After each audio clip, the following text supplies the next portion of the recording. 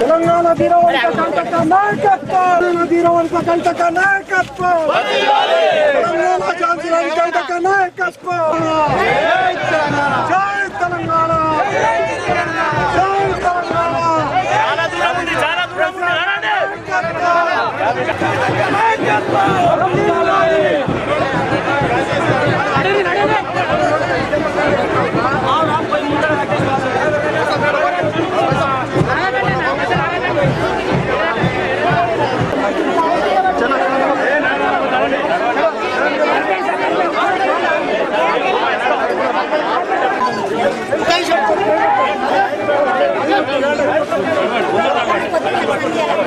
ముందే ఫాస్ట్ దూరం ఉందా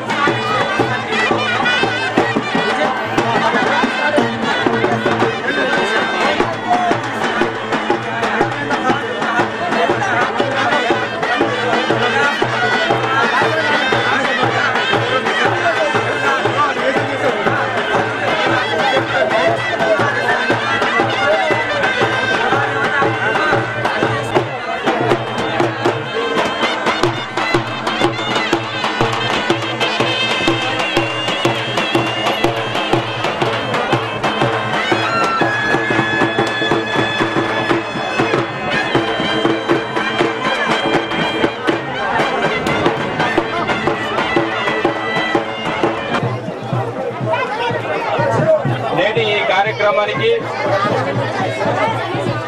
విచ్చేసినటువంటి నిజాం అదేవిధంగా ఎస్సీ కమ్యూనిటీ వాళ్ళకి మరమ్మతు కోసం మేడం 2 లక్షల రూపాయలు గత 15 సంవత్సరాలు ఉన్నాం.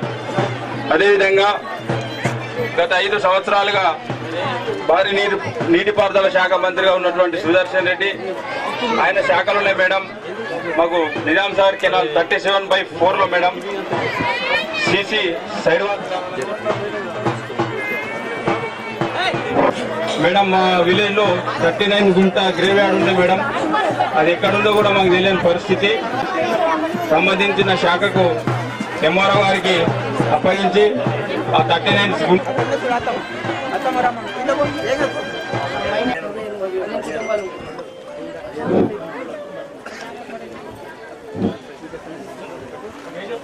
మరి మీరు దయచేసి మాకు సీసీ రోడ్లు డ్రైనేజీ ఇప్పించాల్సిందిగా కంపల్సరిగా మేము కోరుతా ఉన్నాం మేడం. సీసీ రోడ్లు డ్రైనేజ్ ఉన్నాయి కానీ పైప్ లైన్స్ సక్రమంగా లేవు మేడం.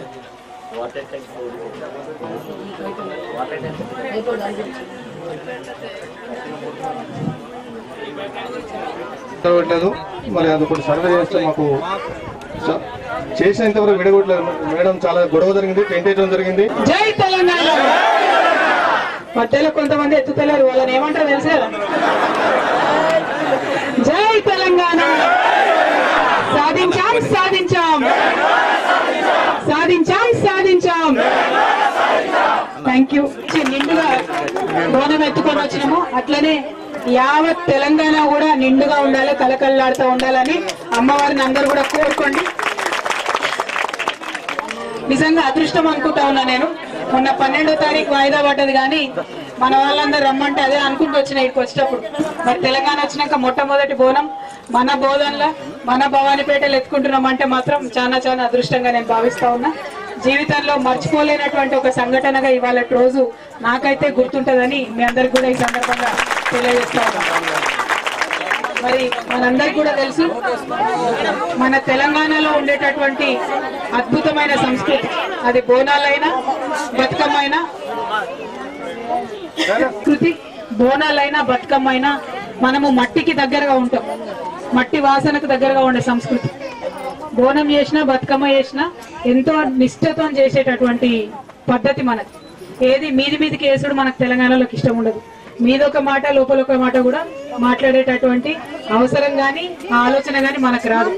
అందుకే ఇప్పుడు అమ్మలక్కల్ని లేచి చెప్పండి మన ప్రాబ్లం ఏంటి అంటే అడిగి పారేస్తున్నారు. మాకు ఇది లేదు అది లేదు ఎప్పుడు చేస్తారా చెప్పాలి. నేను అదే అంటున్నా కదా, నిజం చెప్పాలని అంటున్నా. మన వాళ్ళు కాబట్టి, మన ప్రభుత్వం కాబట్టి, మా అక్క చెల్లెలు కాబట్టి, మీ సమస్యలు మాకు తెలియాలి కాబట్టి మీతో మాట్లాడించాం. అట్లానే మాట్లాడాలి, గట్టిగానే మాట్లాడాలి, వెంట పోయేది ఏం లేదు. ఎందుకంటే అట్లా మాట్లాడితేనే మీకు ఎంత సమస్య ఉందన్నది మాకు అర్థమవుతుంది. నీళ్ళకు సంబంధించి మన వాళ్ళందరూ కూడా సమస్యలు చెప్తా ఉన్నారు. నీళ్ళ సమస్య ఇప్పటికిప్పుడు తీరుతుందని నేను చెప్పను, కానీ ఎక్కడెక్కడైతే బోర్లు లేవో ఎమర్జెన్సీలో బోర్లు వేయడానికి కొన్ని డబ్బులు కలెక్టర్ గారు నేను ఆలోచించి తీసి పెట్టినాము.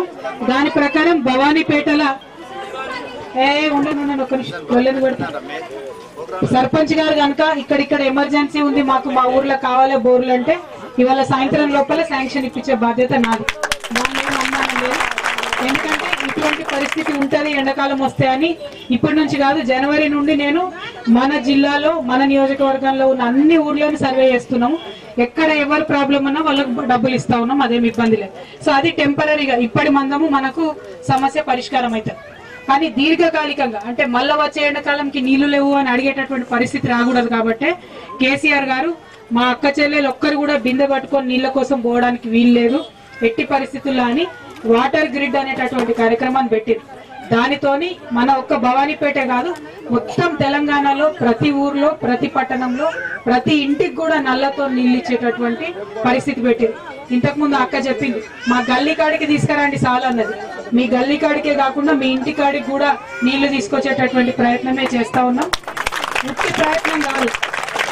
ఉట్టి ప్రయత్నం కాదు, మాటల పూర్తి ఎప్పుడు కాదు. మీకు తెలుసు కేసీఆర్ గారు ఎంత మొండి మనిషి. ఆయన ఏమన్నాడంటే నీళ్లు మీకు ఇయ్యలేకపోతే నేను ఓట్లు కూడా అడగ వచ్చేసరికి అన్నాడు. అంటే అంత పంతం బట్టి అంత గట్టిగా మేము పనిచేస్తున్నాం ఆ విషయంలో. సో వచ్చే సంవత్సరానికి కొంత డెఫినెట్ గా ఈ సమస్య లేకుండా ఉంటుందని నేను అనుకుంటున్నా. ఇప్పుడు మందం మాత్రం మనం ఎక్కడ అవసరమైతే అక్కడ బోర్లు వేసుకుందాం, దానికి పుష్కలంగా డబ్బులు ఉన్నాయి, ఇబ్బంది లేదు. ఇక రెండో విషయం, చాలా మందికి ఇండ్లకు సంబంధించి మరి బిల్లులు రానటువంటి పరిస్థితి ఇండ్లకు సంబంధించి ఉన్నది. ఇక ఇండ్లకు సంబంధించి చెప్పినా, నీళ్లకు సంబంధించి చెప్పినా ఇక పోయిన వాళ్ళందరూ తిట్టాల్సిన పరిస్థితి ఉంటుంది. ఎందుకంటే 60 ఏళ్లలో ఒకటే పని, అందిన కాడికి దోసుకోవాలి, తినాలి, అంతకు మించి ప్రజల గురించి ఆలోచన లేదు. ఎందుకంటే ఇండ్లకు సంబంధించి ఎంత అవినీతి జరిగిందంటే అంత అవినీతి జరిగింది. నేను ఏ ఒక్క నాయకుడి గురించి చెప్తలేను. ఎందుకు ఇవాళ మనం ఇమీడియట్ గా ఇండ్లు ఇచ్చుకోలేకపోతా ఉన్నామంటే ఇక్కడ కాదు, తెలంగాణలోనే ఒక దగ్గర పేపర్ మీద 40,000 ఇండ్లను రాశారు, కింద పోయి చూస్తే 2,000 కూడా లేవు. అంటే మిగతా 38,000 ఏమైనట్టు, మరి ఎవరు తిన్నట్టు? ఇవన్నీ మేము అడగదలుచుకోలే. ఎందుకంటే ఇక అడిగితే పెద్ద పంచాయతీ అవుతుంది. మళ్ళీ వీళ్ళు కొత్తగా మొదలుపెట్టారు తెలంగాణ రంగనే అని పంచాయతీ పెడతారు, అడగదలుచుకోవాలి. అట్లా చాలా ఇబ్బందులు అయినాయి. కాబట్టి పోయిన సంవత్సరం అంతా కేసీఆర్ గారు ఏం చేశారంటే ఇండ్లలో ఏం అవినీతి జరిగింది, ఏమైంది మొత్తం కూడా మనం తీద్దాము, లెక్కలు తీద్దామని సంవత్సరం అంతా మొన్న బిల్లులు ఆపడం జరిగింది. ఇప్పటి నుంచి మళ్ళా బిల్లులు ఇద్దాం ఎక్కడికక్కడ నిర్ణయం తీసుకున్నారు. కాబట్టి ఆగిపోయిన బిల్లులు ఏమన్నా ఉంటే కూడా మళ్ళా హౌసింగ్ స్కీమ్ ని రెనోవ్ చేస్తున్నాం. దాంతో పాటు ఇప్పుడు కొత్తగా ఇచ్చేటటువంటి ఇండ్లన్నిటికి కూడా ప్రభుత్వం ఎట్లయితే అనుకున్నదో, ఎలక్షన్లలో ఎట్లయితే మనం చెప్పినామో పేదవాళ్ళకు కూడా మంచి పెద్ద ఇల్లులు ఉండాలని చెప్పినామో ఆ విధంగా కొత్త ఇళ్ళన్నీ కూడా గ్రామాల్లో ఇచ్చేటటువంటి ఏర్పాట్లు చేస్తా ఉన్నారు. కాబట్టి కొంచెం ఆలస్యమైన పక్కాగా పని అవుతుంది, మంచి ఇల్లులు వస్తాయన్నటువంటి విషయాన్ని కూడా ఈ సందర్భంగా నేను మీకు తెలియజేస్తా ఉన్నాను. అంత కార్మికులు పెన్షన్లు, జోగినీలకు పెన్షన్లు మన నిజామాబాద్ జిల్లాలోనే కొంచెం జోగినీలకు పెన్షన్లు దాదాపుగా మన నిజామాబాద్ జిల్లాలోనే 3 నుంచి 4,000 మంది జోగినీలు ఉన్నారు. వాళ్ళకి పెన్షన్ రావాలని నేనే స్వయంగా ముఖ్యమంత్రి గారికి పెద్ద ఎత్తున చెప్పడం జరిగింది. ఇక నాయన ఏమంటారు తెలుసు కదా మీకు, ఎంతసేపు నువ్వు మీ అత్తగారింటి గురించి ఆలోచిస్తావు, మరి తెలంగాణ అంతటా ఎంతమంది ఉన్నారో తెలుసా నీకు అన్నారు. అంటే నేనన్నా ఎక్కడ ఎంతమంది ఉన్నా కూడా మరి అందరికి ఇవ్వాలి కదా జోగిళ్ళకని. నేను ఆడవాళ్ళ తరఫున మీరు నన్ను అడిగే అవసరం లేదు, మీకంటే ముందే ముఖ్యమంత్రి గారిని నేను గట్టిగా అడిగి నిలదీస్తాను. మొత్తం తెలంగాణలో దాదాపు 21,000 మంది జోగిళ్ళు ఉన్నారు. వాళ్ళందరికీ కూడా న్యాయం చేద్దాము, ఇద్దాము, ఈ బడ్జెట్ అయినాక ఇద్దామని చెప్పడం జరిగింది. అధికారికంగా ఇంకా ఉత్తర్వులు రాలేదు కానీ అందరికి ఇద్దామన్న నిర్ణయం జరిగిపోయింది. కాబట్టి జోగినీలు కానీ భర్తలు వదిలేసిన వాళ్ళు కూడా పాపం మన గ్రామాలలో చాలా మంది బిడ్డలు ఇబ్బంది పడుతున్నటువంటి పరిస్థితి, వాళ్ళకు కూడా ఇద్దామన్నటువంటి నిర్ణయం అయింది. ఆలస్యం అవుతుంది కానీ నిర్ణయం మాత్రం తప్పుడు నిర్ణయం జరగదు. ఎందుకంటే ఇది ఆంధ్ర ప్రభుత్వం కాదు, ఇది కేసీఆర్ ప్రభుత్వం, ఇది తెలంగాణ ప్రభుత్వం. ఖచ్చితంగా మన ఆడబిడ్డలందరూ కూడా న్యాయం జరుగుతుంది అన్నటువంటి విషయాన్ని ఈ సందర్భంగా తెలియజేస్తా ఉన్నాం. మరి అయితే అన్నయ్య మాట్లాడుకుంటే చెప్పిండు, భవానీపేటలో ఇబ్బందులు ఉన్నాయి, ఇక్కడ కొంతమంది ఆంధ్రోళ్ళు ఉన్నారు, వాళ్ళు అట్లా చేసిరు ఇట్లా చేసిరు, మనం రాకముందే వాళ్ళు పండుగ చేసుకున్నారు, ఇవన్నీ చెప్పారు. ఈ విషయాలన్నీ మనకు మొదటి నుంచి తెలిసినాయి కదా, కొత్త ఏం కాదు. ఊరందరిది ఒక దారి అయితే ఉలిపిరికట్టది ఒక దారి అన్నట్టు ఉంటుంది వాళ్ళ వ్యవహారం. కాబట్టి మనం పెద్ద అట్లా ఒంటిగా ఉండే ఉలిపిరికట్టల గురించి బాధపడాల్సినటువంటి అవసరం లేనే లేదు. అయితే వాళ్లకు ములుగుచ్చుకుంటే నేను పంటితో తీస్తా అని ముఖ్యమంత్రి గారు అన్న మాట వాస్తవం. ఎందుకంటే మనం తెలంగాణలోకి ఎట్లుంటదంటే పాప ఉన్న కాడికి కలో గంజో అందరం కలిసే ఉందాము, మనిషింత తిందాము, వాళ్ళకు కూడా కష్టం రావద్దు, తెలంగాణ వచ్చిందని వాళ్ళు మన భయపడగిట్ట వాళ్ళకి ఇబ్బంది రావద్దన్న ఉద్దేశం కేసీఆర్ గారికి ఉంటుంది. అందులో తప్పులేదు. నేను చెప్పేది ఏంటంటే మరి మా సంగతి ఏంటంటే తెలంగాణ వాళ్ళకి అసలు ముల్లే గుచ్చుకోకుండా చూసే బాధ్యత నాది. కాబట్టి మీరు ఎట్టి పరిస్థితుల్లో ఆంధ్రోళ్ళకి ఏదో అవుతుంది అది ఇదని బాధపడేది లేదు. మనకు బోధన్లో కావచ్చు, తెలంగాణలో కావచ్చు, హైదరాబాద్ లో కావచ్చు, నీళ్ళు ఎక్కడ ఉంటే అక్కడ వచ్చి ఆంధ్రోళ్ళు ఉన్నమాట మీ అందరు కూడా తెలుసు, కొత్త ఏం కాదు. ఎక్కడ నీళ్లుంటే అక్కడ వాళ్ళంతా ఉన్నారు. వాళ్ళని మనం ఒకటే అడుగుతున్నాం, మనతో పాటు పండగలలో, మనతో పాటు జీవితంలో, మనతో పాటు అన్ని విషయాల్లో కలిసిమెలిసి మన తెలంగాణ అనుకుని వాళ్ళు ఉంటే వాళ్ళకి మంచిది. ఉండకపోతే మనం వాళ్ళు ఎట్లుంటే గట్లే ఉండాల్సి వస్తుంది కదా. నేను ఒకటే ఒక విషయం మీకు మనవి చేస్తా ఉన్నాను, ఇట్లాంటి చిన్న చిన్న విషయాలకి వాళ్ళు మనతో పండుగ చేసుకోలేదన్న విషయాలకు మీరు బాధపడకండి. మీకు రావాల్సినటువంటి అభివృద్ధిలో అంశాలు, మీకోసం కావాల్సినటువంటి అంశాలు ఏ ఉన్నా సరే నిమిషాల మీద సాల్వ్ చేస్తాం. మన ఊరికి చెరువు ముఖ్యం. ఆ చెరువు ఈసారి మిషన్ కాకతీయలో మనకు రాలేదు కాబట్టి దాన్ని కబ్జా విడిపించాలని తమ్ముడు చెప్పిన వెంటనే మన ఆఫీసర్ గారు ఆర్డీఓ గారు ఆల్రెడీ సర్వే అయిపోయింది, కబ్జా కూడా విడిపించినామని చెప్పింది. ఊరికి వనుకొచ్చే పనులు, ప్రజలకు వనుకొచ్చే పనులు అన్నిటిని కూడా ముందడబడి చేసుకుందాం. ఆంధ్రోల పని ఆంధ్రోలు చేసుకుంటాం, మన పని మనం చేసుకుందాం. బాధపడే అవసరం లేదు. మీకు నేనున్నా అన్నటువంటి విషయాన్ని ఎట్టి పరిస్థితుల్లో మర్చిపోవద్దు. ఇప్పుడే కాదు, మళ్ళా ఎప్పుడు మీటింగ్కి వచ్చినా సరే అక్క చెల్లెలు ఇట్లనే ఇబ్బందులు ఉంటే మాత్రం నిలదీయాలి, నన్నైనా నిలదీయాలి. ఎందుకు నిలదీయాలని అంటున్నా అంటే మీకున్న ఇబ్బంది మా దాకా కొన్నిసార్లు రావు. నాయకులు ఉంటారు, ఇప్పుడు బోనాలు ఎత్తుకొని వస్తుంటేనే మగవాళ్ళు ఎవరు మనని రాణిస్తలేరు. నేనే 10 సార్లు ఆగి అయ్యో మీరు పక్క జరిగి ఆడవాళ్ళని రానియండి అయ్యా అంటే ఎవరు ఇంటనే లేరు. అంటే మగవాళ్ళు మనని రానియరు. కాబట్టి నేను ఇక్కడ మీ తరఫున ఉన్నా మాట్లాడడానికి. కాబట్టి నేను వచ్చినప్పుడు అయితే ధైర్యంగా మీరు మాట్లాడండి, ఎట్టి పరిస్థితుల్లో వెనక్కి పోకండి. మీకు ఉండే సమస్యలు మిమ్మల్ని మా సొంత ఇంటి అక్క చెల్లెలు అనుకుంటాం కాబట్టి వాటిని తీర్చే బాధ్యత మాది. ఇవాళ ఎట్లయితే పండగ చేసుకొని అందరం కలిసినామో మరి ఇక ముందు కూడా ప్రతి సంవత్సరం అందరి ఇళ్లలో సుఖ సంతోషాలు ఉండాలని, అందరూ ఆనందంగా ఉండాలని కోరుకుంటున్నాం. మంచిగా ఇప్పుడు మీరు మాంసం కోసుకొని తింటారు, మేము ఇంకా 10-15 మీటింగ్లు ఉన్నాయి, పోయేది ఉంది. కాబట్టి వచ్చేసారి భవానీపేటకు వచ్చినప్పుడు ఖచ్చితంగా మరి ఎవరింటికి పిలిచినా వాళ్ళ ఇంటికి అయితే వచ్చి 2 ముద్దలు అన్నం పెడతారని చెప్పి నేను అనుకుంటున్నా. మరి భవానీపేట మంచిగా నిండు కుండలాగా వర్ధిల్లాలని మరొకసారి కోరుకుంటూ సెలవు తీసుకుంటా ఉన్నాను. జై తెలంగాణ, జై తెలంగాణ.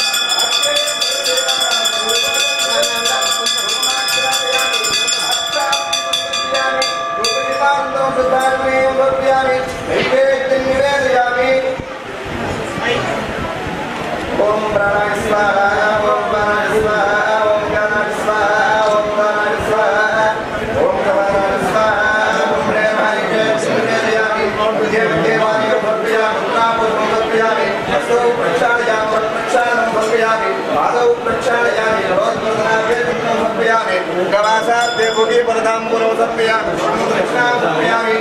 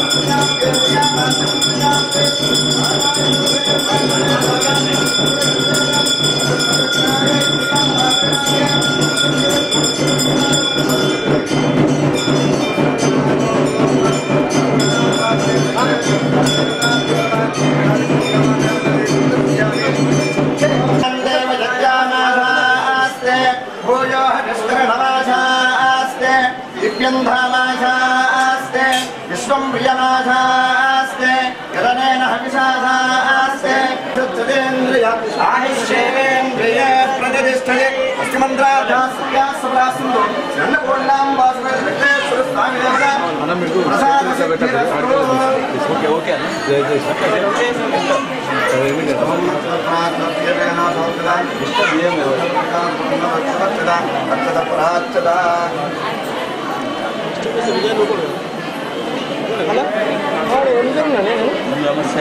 అన్న చేతులు తీసుకోపోయి మీరు దయచేసి